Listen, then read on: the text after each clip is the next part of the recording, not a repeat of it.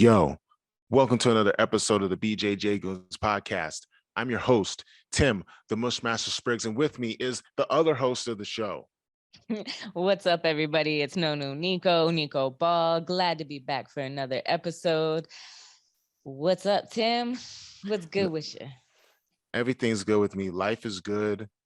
All the projects that I've been working on are bearing awesome fruit. I'm not going to go into detail, but all I'm saying is always bet on yourself, folks, for now. But then shit can happen next week and I'll probably be all depressed and say, don't bet on yourself, just play it safe. But for now, I'm going to say, always bet on yourself, folks. Life is beautiful. What's up with you, Nico? Hey, not much. A lot of work. I have a team down in Brazil doing event coverage at Brazilian Nationals, which is a 9-day event. And then go straight into Brazilian Nationals for kids, where I have 20 kids from Today Kids Project that are going down there, staying at like academy or somebody's house or some place that they rented. So it's going to be interesting. It's an interesting 2 weeks. It's pretty dope. It's about to be lit. Yeah, we got a lot going on. We coming up. And which is why, it's been hard trying to fit in these filming sessions. Like we missed a couple of weeks this year, I think, but we've been doing this for, how long? Almost 2 years. Yeah, I was going to say 2 years. So, Whoa. Are we the long? No, we're not. We're not the longest running, but we are a pretty long running podcast. Yeah. So I hear if you get to 200 episodes, that's when you really hit your stride. Oh, yo, we gotta have a party. If it's we gotta just go to the club. By the 200th episode, things are gonna be so much more lit. I'm just saying, like, it's gonna be so much more lit at 200 and then beyond. But you talked about your crew down in Brazil. There's a lot of jiu-jitsu going on lately, and it got me thinking. Today's theme: what makes someone great at jiu-jitsu? And it seems like a very simple question, but we never really discuss it. Pardon? That in no way, shape, or form seems like a simple question. That seems like a very loaded question. But yeah, no, like we don't like. How do you want to discuss it? Like that's like I feel like we could debate this forever. So, okay. But like, all right, we can. All right. So I think it would be cool. We talk about this, but then over the course of time, we always ask certain special people in the jiu-jitsu community what they think. But first, before we get into answering it, I would like to say my viewpoint as far as what jiu-jitsu is, and as far as what parts of jiu-jitsu would make you great, or what's important aspects of the art form. As a practitioner, for me, there's application, understanding, and teaching. Application, understanding, and teaching. So I'll break down each three, my definition of three, and then we can go to what you think of it.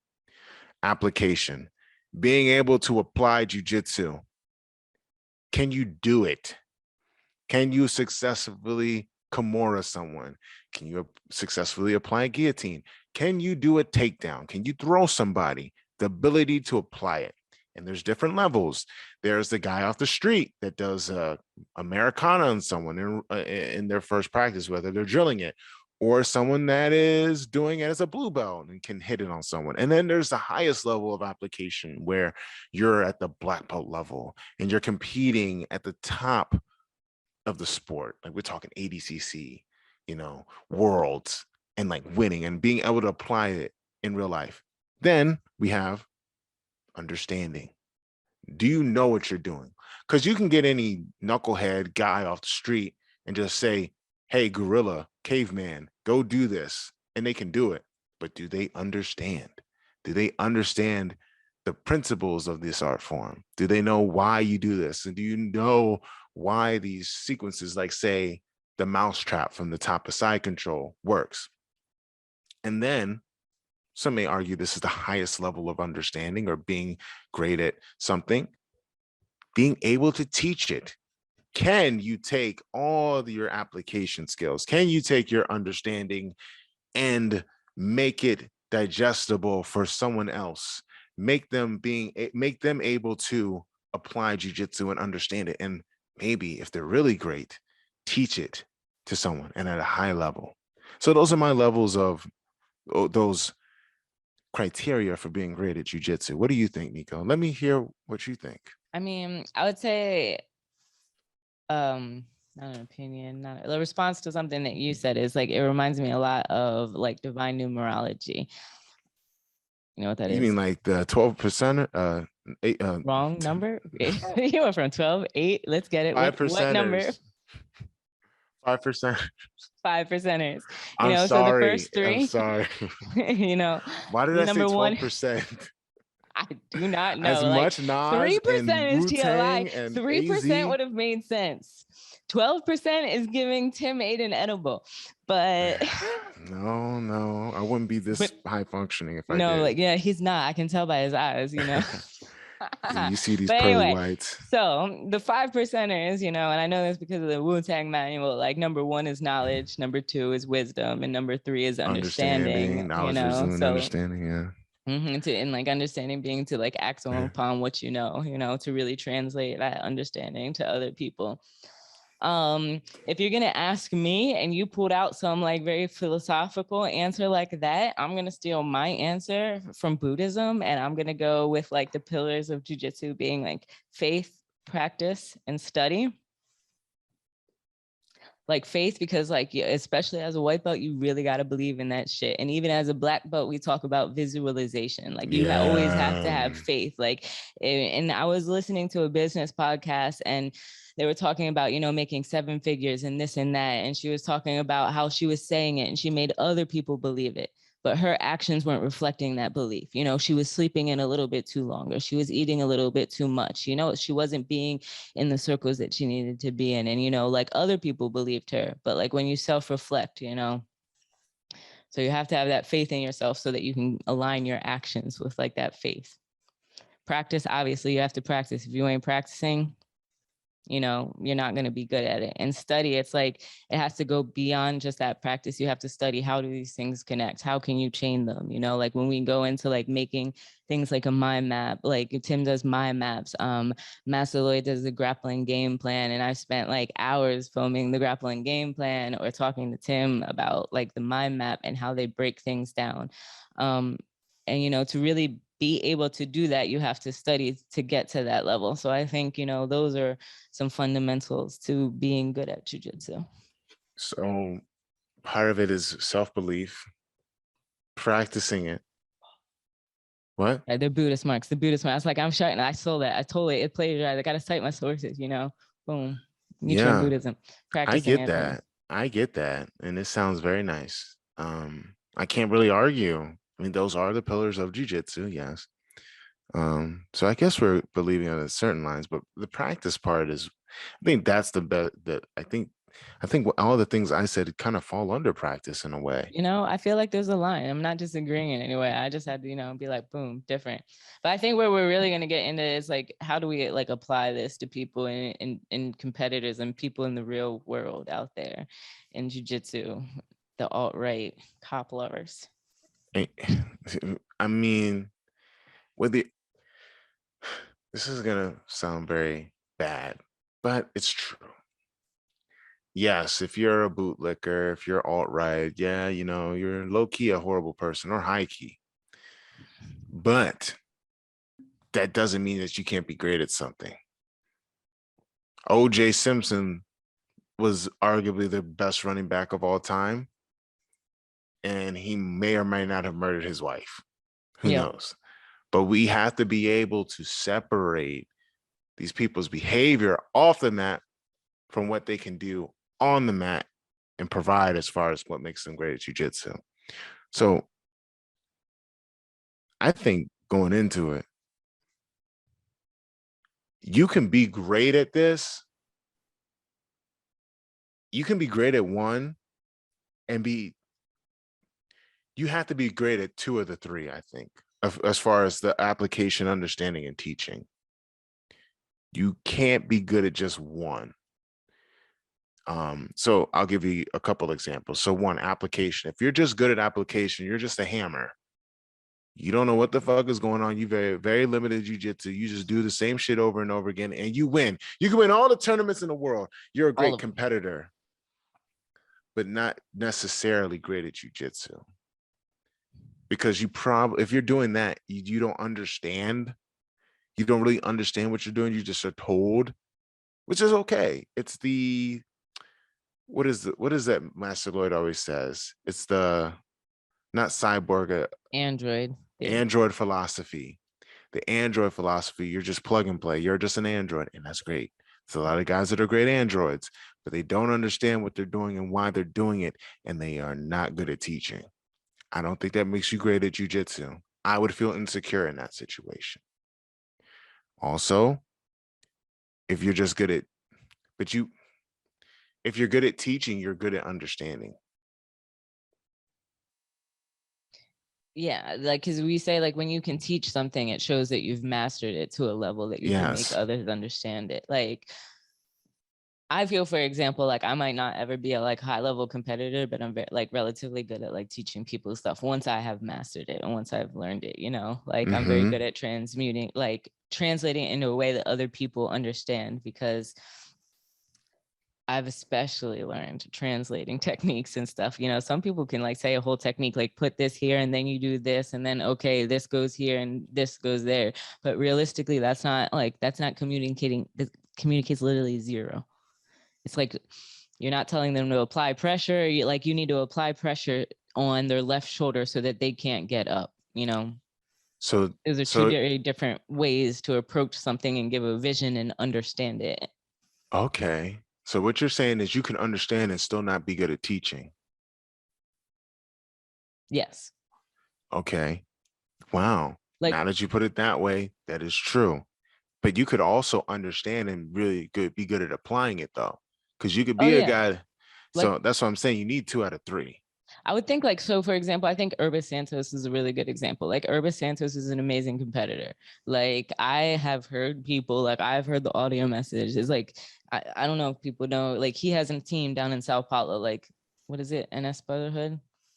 Is he a part of that or did he have his He own started his team? own team. It might have been, I thought that was the I team thought it he was started. Herbert Santos Jiu-Jitsu or Lone Wolf Jiu-Jitsu. He made the guys shave their heads, I heard. Oh yeah, well it was like Project some Mayhem. girl had sent my friend like all of these audios talking about how she went down there because she wanted to train with Urbis. He was her idol. It was going to be so dope, and like how the experience was just horrible. It's like a boys club. He was kind of like, they kind of like joke around, they're jerks, you know. And like she said at the end of it, she's like, you know, I left there, and at the end she's like, I don't want to be good at jiu-jitsu anymore. I just want to be a good person. And it's like, but he's an amazing competitor. And it's like, you know, I really wonder about his mental health. Like, I'm concerned about that, but like, God forbid, like, he should not be teaching people. It's like, so you really have to like appreciate people. Like, you have to evaluate people, not appreciate it. You have to evaluate it because, you know, he could be crazy, and that's not going to stop him from maybe trying to continue teaching. The only thing that's going to stop him is like, you know, that invisible hand of the market. If nobody's willing to pay him to learn, only to pay him to compete. And that is a very short career. That career is short. Athleticism is short. That's So short. then And we come into he like, understands, but he understands jiu-jitsu. I train with him. He understands. His methodology is very brutal, but he understands. But as far as teaching, you're right. Now, here's the thing. Can somebody be good at teaching and applying, but not understanding? yeah, Android. Go base that on the Android theory. So you could just regurgitate, but you're not really good at getting in the nitty gritty. You're just like, here, here, here. And I do this at competition.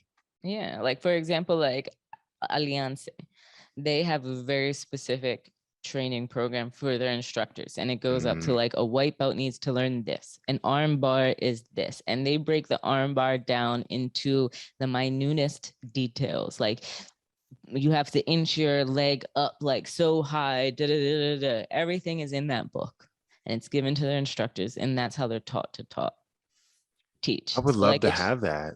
yeah, That actually is Achilles helpful. showed it to me. I was posting like about him. He's in Brazilian Nationals. My team took a picture of him, and I was like, yo, like Achilles and Buddha are legit like two of the people that I started Favela Jiu-Jitsu because of them. Like Achilles, I used to trade like private lessons for English classes, and now he teaches in Qatar.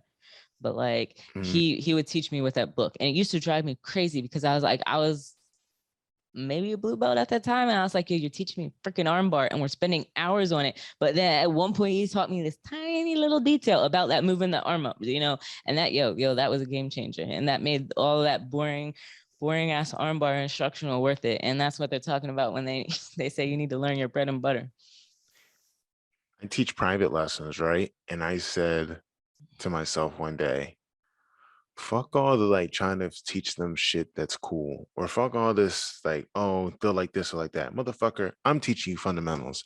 I'm teaching you close guard, armbar, triangle, omoplata. Armbar, triangle, omoplata. And we're cycling through them. And then we can go to other shit. Yeah, like around the world. Yes. But again, so I think like somebody could be a good teacher, good at applying it, but like if they're not good, what was the other one? Understanding. Understanding, like those are the people they're not going to be able to work with, like the Jamils that are coming up playing with the lapel. Like, you know, they're not going to be able to work with those innovative players if there's very much so by the book. So that's where it's going to be it stagnates. I think you need a little bit of both. I think that if I had a pamphlet or a booklet like you just described, it would have made my life so much easier as a teacher and as a student, because I can always fall back on that. I think over my course of my career, I was so focused on competing, and I don't think I got a lot of guidance as a teacher. And part of that was because of the situation that I was in, and also as an employee, as an instructor at a school, and not knowing, and there was no oversight. So I would love to have a book like that, because if you're really doing it, if you're training full time and you have a booklet like that and you're teaching, it's going to make it easier for you to do everything. Because I think a lot of teaching isn't so much understanding as it is soft skills and being observant and being empathetic, the type of shit that you can't get out of a book, that can only come from experience and dedication. And some people have a knack for it, some people don't. And for the people that don't, you can still work at it and become a good teacher. I think that's the thing with all of these. You can work to get to that. It's just that so few people have the time or the willingness to dedicate to that, because it's so much to be able to apply, understand, and teach. Very true. Because pedagogy in itself is its own study, like how to show things, how to transmute it. Like putting down things in writing is very hard. It takes like Alliance is a huge team. Is like, what are the first jiu-jitsu teams? Alliance has got to be down there, like up in there, right? Yeah. So they have such a very detailed system. And like I've seen, you know, Danaher has like a very detailed system. Again, not something that like would be down on paper because their team is so small and close knit. They're like 5 people, you know. Master Lloyd like comes with his little system, but I think it's more like of an oral thing. But he's done a very great job at like growing up like a lot of instructors when I don't know, you kind of were at Crazy 88 or like the kids that were like with the kids program. But again, it's not written, but they have like a specific methodology that they go up with, like the kicks and the punches and everything they do. So it's interesting to see like those foundations. Like I see a lot of Master Lloyd in like JT or Keenan Cornelius or even Andres Brosklowski that I don't think ever trained directly with Lloyd, but trains with Keenan. And it's like, No, yo, you Andres sound did. like Andres a was there master. Oh, before okay. Keenan. It's like you sound like a Master Lloyd ad, or like you can just tell when they're teaching and Andres talks about short time. Like when it's short time, I do this. When it's like that's directly out of Master Lloyd's game plan. Yeah.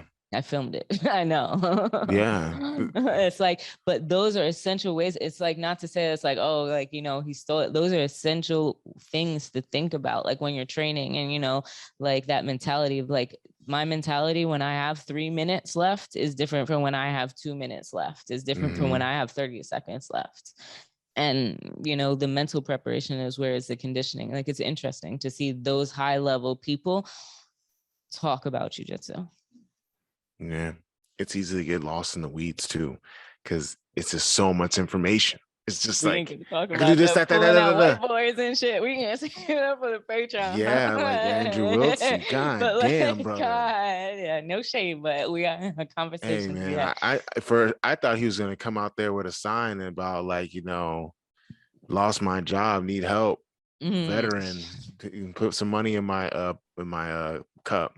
Like that's the type of rambling I was seeing. I'm like, man, I'm into the weeds with jujitsu, bro, but you going a little too hard in the paint for me. You lost me there, dude. You lost me. Mhm, Do you want to mhm. add anything though, as far as to what makes somebody great at jujitsu? Um, The aspects you think we missed? Like, is there anything that you think? yeah, I have a question. So do you think you can be great at jujitsu without competing? Yes, I think that you can have a phenomenal understanding and be a phenomenal teacher without competing. Absolutely. I think it's possible. I've seen it before. How many examples can you name other than Danaher? There's this guy that I started doing jujitsu with. That sounded really shady, but keep going. His name is Malcolm Vaughn. And he hasn't competed for ages, but he was training when I first started training. The guy very rarely competes, but his understanding of jujitsu is out of this world. He can apply it at a very good level, but he has a life. Here's the thing. People have lives. We all have lives. We have lives, and some of us don't compete, and it's okay. But you can still apply that motherfucking jujitsu in practice. There are motherfuckers that you wouldn't know and they don't compete actively, but you put them in a room, they will murk you on the mats. And they understand the art. And the guy I give you example of Malcolm, he understands it. The way he teaches it is so simple that you know how sometimes jujitsu people tend to be nerdy about it and overthink the shit, Yeah. especially in the States, because Sometimes though, no. okay, a lot of jujitsu people just like, they're the whole like, jujitsu is like chess, except with people, and I just gotta overthink it. No, Malcolm's the type of guy that he'll say, well, why the fuck would you do that? Like, just do bam, bam. Instead of going A through Z, just do A, B or A, B, C, and then go back to A, and then it's simple. Just how you were explaining how Ted Day teaches. And I think that's one of the hallmarks of a great instructor: simplicity, giving you that uncut raw, none of this filler, uncut raw technique. Now, he can teach. As someone that is an upper belt, when he says the shit, I get it. Sometimes students, and there's different types of teachers too.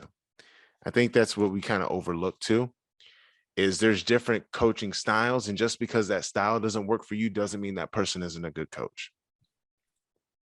There's a Danaher style where it's long-winded that people can't really get with.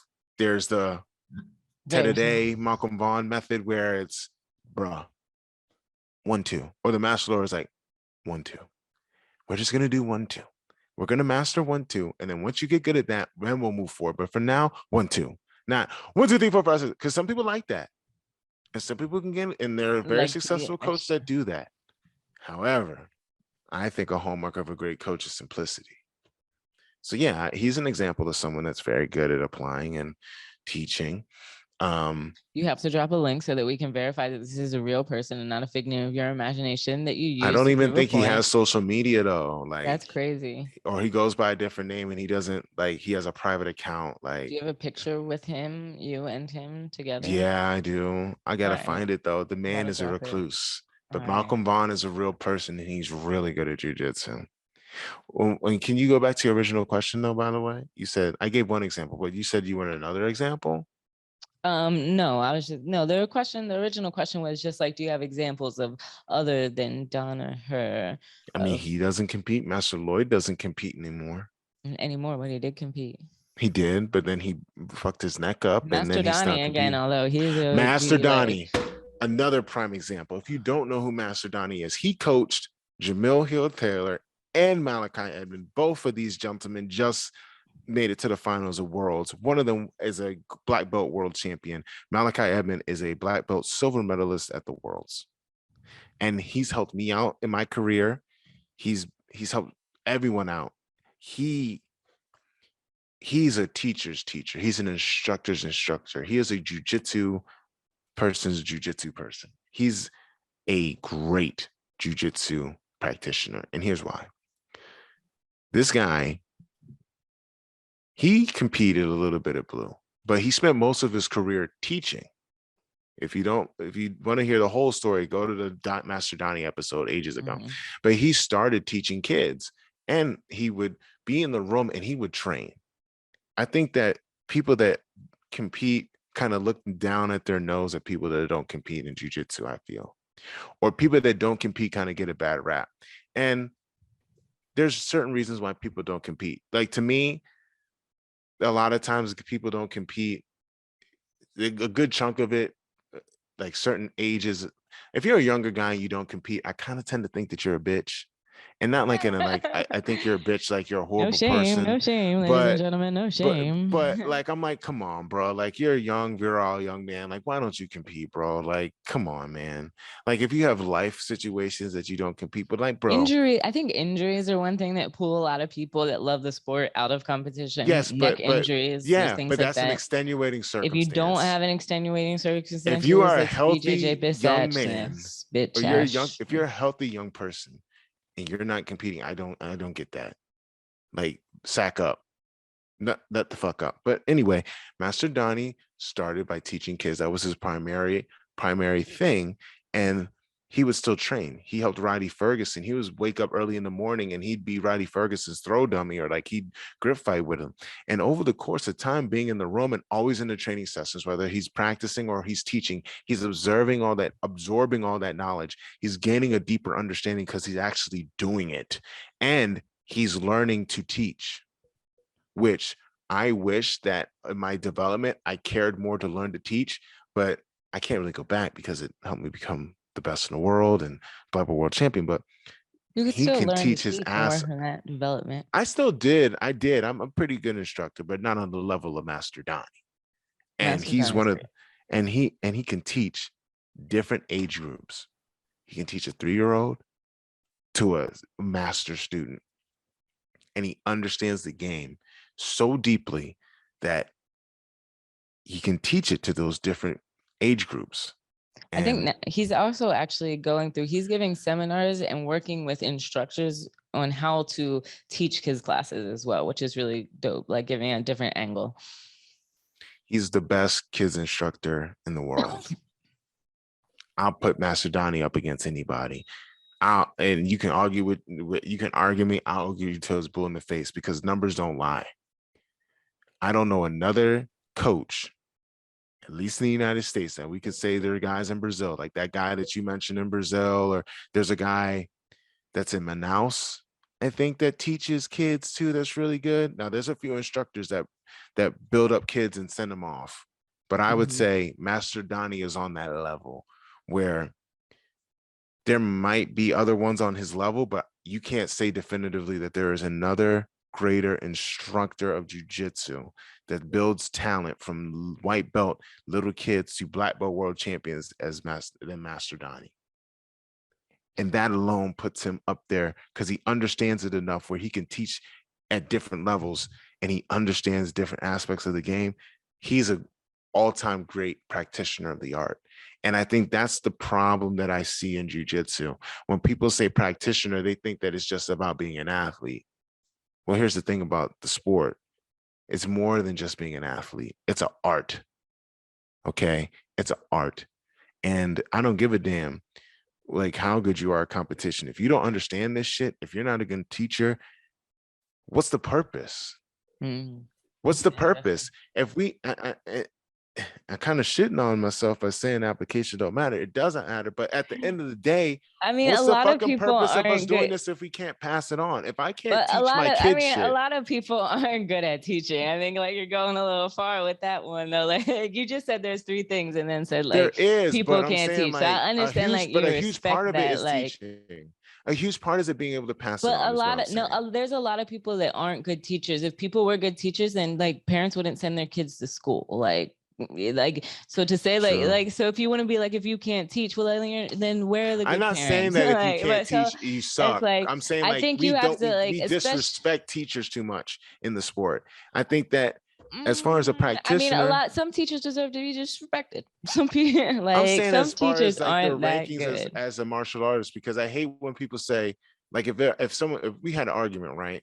And someone can say, how are you going to say Master Donnie's is a better practitioner than you, Tim? Or if I got an argument with him and I say, yeah, well, you never competed. Like, that's whack. I can't go and tell Master Donnie, like, I'm better than you at jiu-jitsu just because I competed more. But you just Because said if you can't teach, then you ain't shit. I didn't say that you ain't shit. I said Or if you we like that can't you're not pass shit. it, if we can't pass it on, we can kind of argue that what's the point? Because the whole point of the art form is to be able to pass it on. Part of it, a huge chunk of it, is to be able to pass it on, I pay don't it think that's forward. the point. I think you need to It's a pass you something need to be on. Like, it needs to be passed on, and I think it's really important. And I think teaching is just important as fighting. There, go ahead. Go ahead. You're gonna say something. I don't know. I think that was like off the topic of the important part. I feel like you just went hard for like your teachers. I have nothing against that because like they are incredible. But I'm not saying, but I was just gonna I'm go not into a shitting on detail. everyone Like, else that can't no, but teach. it's I'm like saying that Tim just teaching. went hard. No, I'm not saying you're I'm shitting on not. everybody. He I'm just not went hard for shitting the on people. teaching I'm just part. saying I just want to go Like, I hard as just feel far as like I'm just standing like, up for okay. that aspect of being great at jujitsu, because teaching is super fucking important. I Is feel what like I'm you trying just to say. finished as that being the most important, but I have no problem with that. I didn't say. Did I say it was the most important? No, but your eyes are saying, that's all I'm saying, Tim. It's like your eyes. I feel like my you just, eyes is but because there's I'm not, really again, serious, nothing wrong Nico. with that. Cause I was just going to talk about like some awesome experiences. Go ahead. But no, what did I want to ask you? I kind of forgot. What did it have to in reference to? Understanding, application. No, of like understanding and like learning from teachers, because I think like a lot of people that are trying to be good. So I want to get back from like the best in jujitsu to like that process of like trying to be good. And like one thing, like I was listening again to another podcast and hearing somebody talking about like coaching in business and how a lot of people that will get into business and they'll start and they'll like go to all these different coaches or all these different YouTube channels and they'll pick all these pieces, but they never pick like one plan or one strategy and follow it through until they have a greater understanding of that strategy. Right. I thought that was very interesting, you know, because like, and they were talking about like paid advertising and versus organic advertising and but it reminded me like very specifically of like training with Master Donnie and Master Lloyd. So like, I like Tim, like, well, Tim is at like TLI. So like, I never like really train out there, but like, or I mean, Crazy 88, and like he'll come down to like TLI. At TLI, the competition team maybe normally trains with Master Lloyd. But all of the competition team, like Jamil and Malachi, all the older ones that came from the kids program, they also train with Master Donnie. So Master Donnie will be there and like he'll watch and he'll tell you if you're wrong, but he like works with his kids. Like, or like, you know, we all have our thing. Like what I drill, Master Lloyd taught me how to drill. So it's like if I have a question about that, you know, like normally I ask Master Lloyd. Master Donnie knows like the very specifics, but like there was one point where I got into a situation where Master Donnie explained to me how to get out of it. And then I went to Master Lloyd and asked him something about him another day. And he was like, yeah, who told you how to do that? And I was like, Master Donnie. And he was like, go ask that question, Master Donnie, then. Like, cause like he built that base for you, then like let him build off that foundation for you. Like, I'm not gonna come in with that input, you know? And I thought that was just so interesting, you know, to see how they work off of each other. And it's like, he's not going to step on his toes, even though that's his instructor. And at the same point, like being in New York, there was one time where I was in New York Open with Master Donnie, and like I was having a problem with something Master Lloyd taught me, which is like the normal paths that I do, basic. But like all I had to do was like go up to him. He was watching somebody else fight, and it's like, yo, I'm doing that pass, and she's turning in on me. That's all like I said. And he's like, you just have to grab the collar and pull up. You know, he knew exactly what it was. That was all the advice he did because he knows what I drill, you know? Yeah. So like when they talk about systems and like the way that the team trains and the way that those two operate as coaches to help the team like grow and develop and like how we know how to go through that process, like I think it doesn't get like written down or seen, but it's a process that's really dope. Yeah. And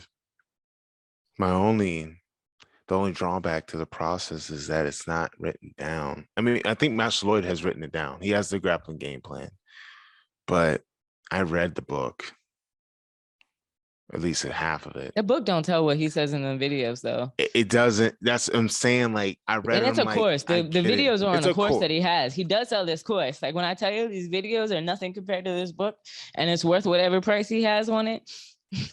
It's worth it, and I will definitely buy it when it comes out. But it's out. It's a course. You're not in his you're not in his target market if you don't see his ads. That's what he told me one time. I was like, yo, how am I not your target market? hey, he's good. He's good at targeting. He's great at targeting. He's a master marketer as well. But it's different when you're there. It's different when you're there. It's just different. You can't replicate it in the book, which is why you can understand the shit, but it's different. You can do the shit, but it's different when you're in there. And I can't even tell you it, but you say it all the time, Nico.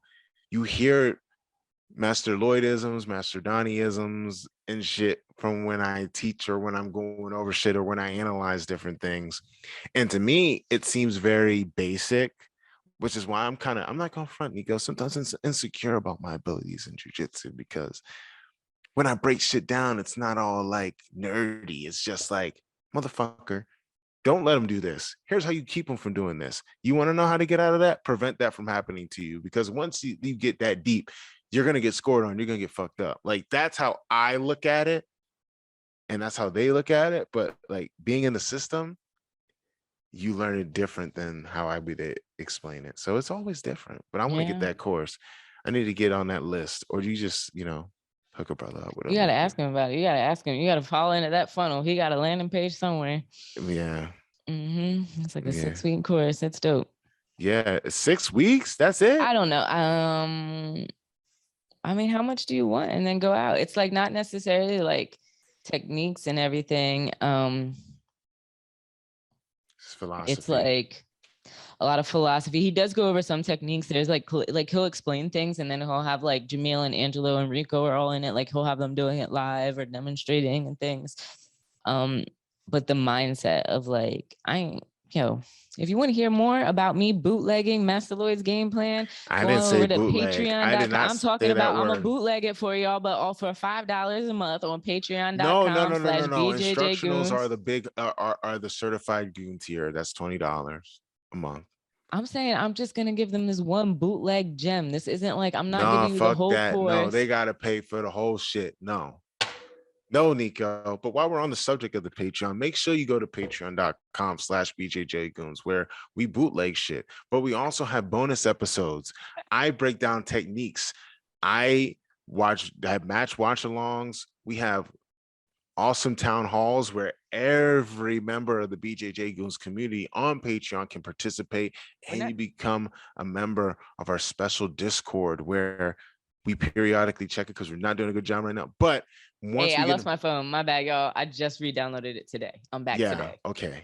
And so we're doing the Discord on the BJJ Goons Patreon. So patreon.com/BJJ Goons. Make sure you check that out. And go follow me on Instagram at No New Nico. Are we done? Are we done the episode? Yeah, we're done. You already went through the spiel. Come on now. You can catch your ad. I thought you was like, all right, follow me on Instagram at No New Nico. That's no_new_Nico with a C for all of y'all that cannot spell sight words. I love y'all. You can find me at Tim Spriggs BJJ on Instagram or Facebook. You can catch me at timspriggsbjj.com if you want a game plan, if you want me to critique your matches, if you want a private lesson in person or virtually, or you want to fly me out for a seminar at your academy. Just go to timspriggsbjj.com and you can get yours truly in your face teaching you jiu-jitsu, because I come from an awesome teaching lineage and I'm also the best grappler in the world. Get to me now before I get signed by AEW or WWE, okay? And when I travel around the world like I already do, I'm going to eat John's Fit Meals. John's Fit Meals is the best meal prep company in the world. I use them. It helps me deadlift insane amounts of weights. Then I go wrestle on the same card as the Hardy Boys in professional wrestling, and it helped me kick everyone's ass at who's number one, and it just helps me be awesome. So make sure you go to johnsfitmeals.com and use promo code BJJGoons for an awesome discount. On behalf of my host, Nico Ball, this is the Mushmaster saying peace, stay safe, see you next time.